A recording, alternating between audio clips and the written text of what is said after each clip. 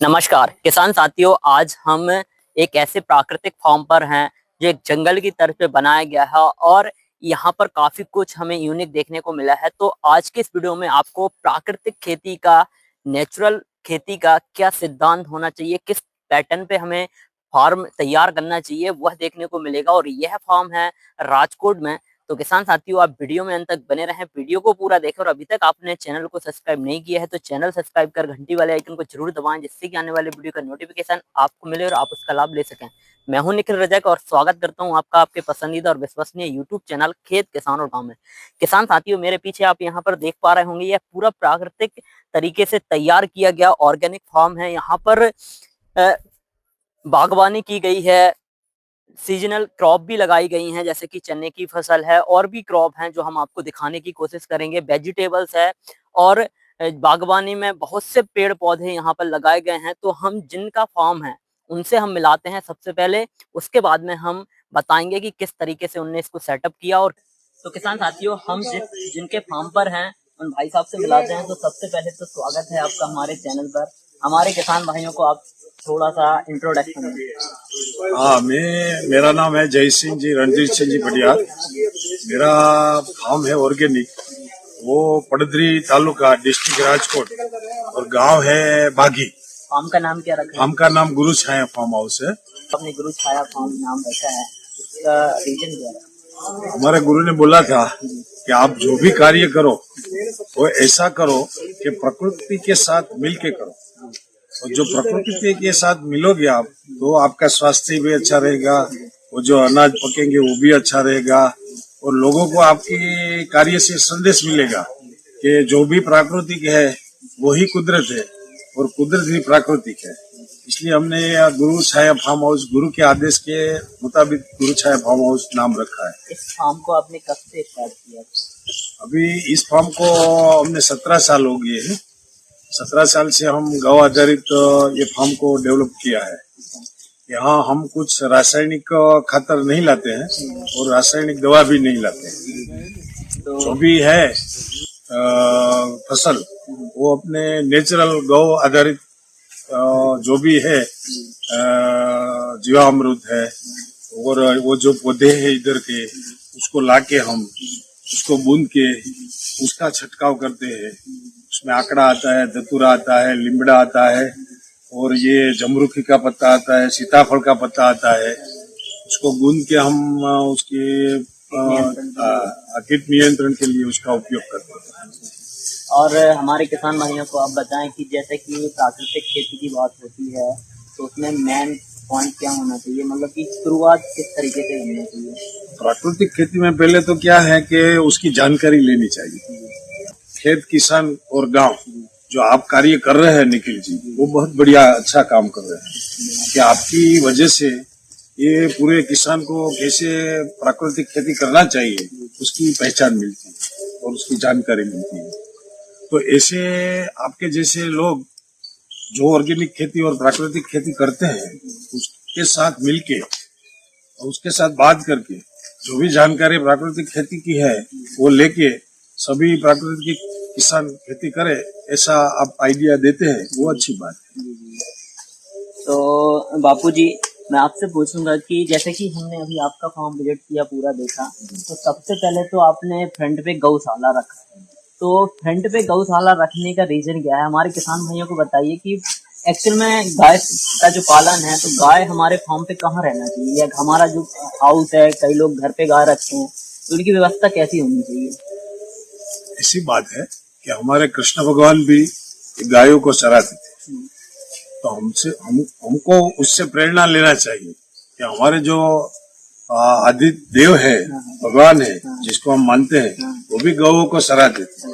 तो गौ का ऐसा आभा मंडल है कि हम गाय के इंसान से भी बढ़िया उसका ओरा होता है। उसका 2 किलोमीटर का ओरा है और इंसान का 1 फुट का 2 फुट का होता है। तो गौशाला का आभा मंडल इतना ज्यादा है कि हम उसकी कल्पना भी नहीं कर सकते।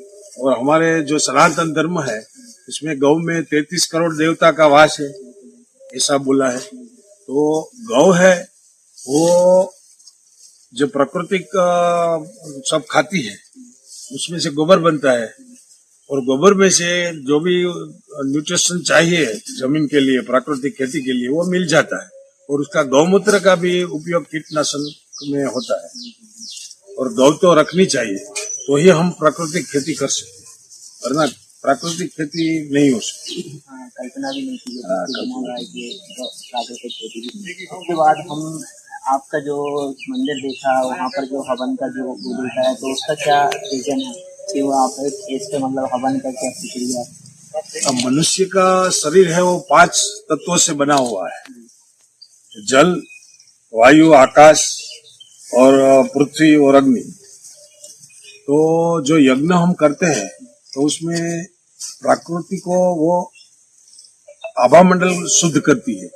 उसमें हम हवन में, अग्नि में, जो भी कुंड में डालते हैं औषधियां, वो पूरे वातावरण में फैल जाती है और उसका एक पूरा आभा मंडल बनता है। उसमें कोई भी जीव जंतु ऐसे होते हैं वो भी नहीं होते हैं प्राकृतिक खेती में। यज्ञ करने से जो भी नुकसानदायक कीटाणु है वो नहीं होते। तो यज्ञ तो हर किसान को करना ही चाहिए।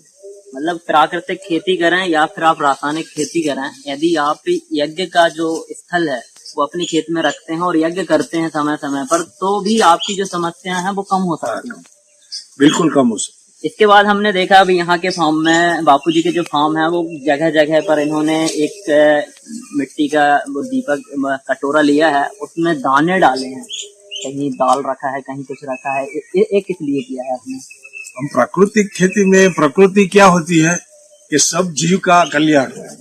प्रकृति में कोई भी जीव ऐसा नहीं होना चाहिए कि उसको हम मारे और हम जी जाए। तो हमने जो भी यहाँ वो गिलहरी है, कोई पक्षी है, उसको खाने के लिए कहीं कहीं दाने रखे हैं, पानी का कुंडा भी रखा है। तो वो प्रकृति में ये सब आ जाता है। प्रकृति में कोई भी जीव दुखी नहीं होना चाहिए, खाने से, पीने से, उसको भी वो खाना पीना उसको मिल जाना चाहिए। मतलब हम खेती करते हुए हमें सब कुछ का ध्यान रखना है। सब जीव है वो शिव है, वो इसी तरह प्राकृतिक खेती होती है। तो अभी आपने इस फार्म पे कौन कौन से प्लांट्स लगाए हैं, किस तरीके से आपने इसको मैनेज किया है, थोड़ा हमारे किसान भाइयों को भी बताएं कि पौधे मतलब जैसे खेती करते हैं तो उसमें प्लांटेशन की कितनी वैल्यू है? खेती में ऐसा है कि जो भी समय है प्रकृति में ऐसा है, समय के अनुसार करना चाहिए। जो बारिश होती है तो बारिश का फसल उगाना चाहिए, और जो धूप होती है तो धूप का फसल उगाना चाहिए। और वो जो फसल हम उगाते हैं उसको हम प्राकृतिक तरीके से, कोई भी रासायनिक दवा के बिना करते हैं तो ऐसी फसल होती है। यहाँ इनका प्याज का फसल है, तैयार हो गया है। प्याज का तैयार फसल हो गया, प्राकृतिक है, टोटल प्राकृतिक है। और प्राकृतिक का साइज देखिए आप, प्याज का जो साइज है, इसकी जो स्मेल है बड़ी लाजवाब जबरदस्त है। ये तना देखिए। अभी हम रासायनिक खेती में कितना भी डीएपी डाल रहे हैं, कितना भी यूरिया डाल रहे हैं, कितना भी पोटास दे दें, प्लांट्स को लगता ही नहीं है और इस तरीके का तना बनता ही नहीं है। तो ये है प्राकृतिक खेती की ताकत, नेचुरल फार्मिंग की ताकत। तो भाई साहब, अभी हम यहाँ देख रहे हैं आपका जो प्याज निकला है और इसको आप इस तरीके से बाहर ही रख रहे हैं, इसका कारण क्या है? इस तरीके से आप इसको क्यों रख रहे हैं? ये देखिए प्याज। इसका कारण ऐसा है कि अभी भी इसमें वो शक्ति है, जो ये सूखेगा तो उसका शक्ति पूरा इसमें आ जाएगा और ये सूख जाएगा। ये प्रकृति का नियम है कि कोई भी उसका जो पेड़ का और ये सब सब्जी का ऐसा है कि अपने जो भी फसल आई है उसको वो पूरा न्यूट्रिशन दे के ही ये चली जाती है। इसलिए ये रखा है कि अभी उसको पोषण मिलता है इसमें से। तो ये कितने दिन तक स्टोर करके रखेंगे आप यहाँ? बस इसको 10 दिन रखेंगे तो ये सब अच्छा हो जाएगा, फिर यहाँ से काट के उसका उपयोग करेंगे। इस तरीके से रखने से इसकी न्यूट्रिशन वैल्यू भी बढ़ती है। हाँ, उसकी न्यूट्रिशन वैल्यू इसमें जो भी है न्यूट्रिशन वो ये इसमें आ जाता है। अच्छा, और स्टोरेज भी इसका जो टाइम पीरियड है स्टोरेज का वो बढ़ जाता है। हाँ, वो बढ़ जाता है और उसमें जो भी। तो किसान साथियों, आप जो प्याज निकालते हैं, जो प्याज की खेती करते हैं, उसको कुछ टाइम तक ऐसा रख सकते हैं इस तरीके से, जैसे कि बापूजी ने यहाँ सेटअप किया है। हम उनका यहाँ पर इन्होंने डॉलर चना लगाया है, इसके साथ वेजिटेबल्स में लहसुन वगैरह भी है। यह आपने कब लगाए थे? तो उसको अभी 50 दिन पूरे हुए हैं। 50 दिन। ये देखिए चलो। अच्छा बापूजी, आप जो फसल लगाए हैं इनमें पानी सिंचाई का प्रबंधन कैसे करते हैं? उसको अभी 5 पानी दिया है जी। 45-50 दिन में। हाँ। अभी पानी नहीं देंगे, ये पक गया है। अभी ये अपने आप ही सूख जाएगा। हाँ। और 10 दिन के बाद चना भी पक जाएगा और उसको हम काट लेंगे। तो फ्लेट से पानी देते हैं? हाँ, फ्लेट से पानी देंगे। पूरा पानी फ्लेट से ही आता फ्लेट से ही है? जाता जो आपके कल्चर्स वगैरह हैं, जो जीवामृत वगैरह है, वो सब इसी से फ्लेट से ही आ जाता है। इस तरफ देखिए आप, यहाँ पर प्लांट लगे हैं। मैं इनकी बात कर रहा था भाई से, बोलूंगा सोनू भाई से कि आप दिखाइए।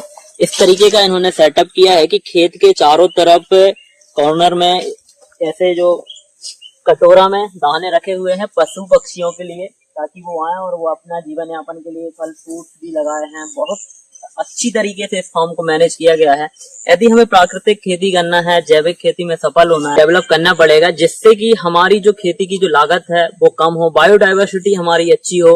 यदि हम बायोडाइवर्सिटी को अच्छा कर लेंगे, खेत की मिट्टी को सही कर लेंगे, भूमि उपचार हम सही कर लेंगे, तो निश्चित ही हम इस तरीके की क्रॉप अपने खेतों में ले सकते हैं। बापूजी, हमारे जो फार्मर हैं, जो प्राकृतिक खेती करते हैं, उनको आप क्या संदेश देना चाहते हैं इस वीडियो के? मैं तो यही संदेश देना चाहता हूँ कि प्राकृतिक खेती कीजिए। अगर प्राकृतिक खेती आप नहीं करेंगे, रासायनिक खेती करेंगे, तो आपका जो खाद खाएंगे पका के वो सब रासायनिक होगा और आपका जो शरीर है उसमें अनेक रोग आएंगे। तो आपको हमसे 2 हाथ जोड़ के विनती करते हैं, सभी लोग प्राकृतिक खेती कीजिए, अपने स्वास्थ्य के लिए, अपने बच्चे के लिए और भावी पीढ़ी के लिए भी वो अच्छा है। हाँ, कहा गया है ना कि जैसे कि यदि हम कुछ कर रहे हैं और अपनी आने वाली पीढ़ी को ध्यान में रखते हुए नहीं कर रहे हैं, तो निश्चित कहीं ना कहीं हम गलत कर रहे हैं। तो किसान साथियों, आज की इस वीडियो में हमने आपको प्राकृतिक खेती से रिलेटेड काफी कुछ जानकारी दी है। यदि वीडियो अच्छा लगा हो तो वीडियो को लाइक करें, अधिक से अधिक किसान साथियों तक शेयर करें, और वीडियो को लाइक करें, शेयर करें, कमेंट करें, और पेज को और चैनल को सब्सक्राइब जरूर करें, ताकि ऐसी ही खेती बाड़ी से जुड़ी हुई जानकारी आपको मिलती रहे और आप उसका लाभ लेते रहें। धन्यवाद। मिलते हैं नई वीडियो में नई जानकारी के साथ। जब तक के लिए जय जवान जय किसान।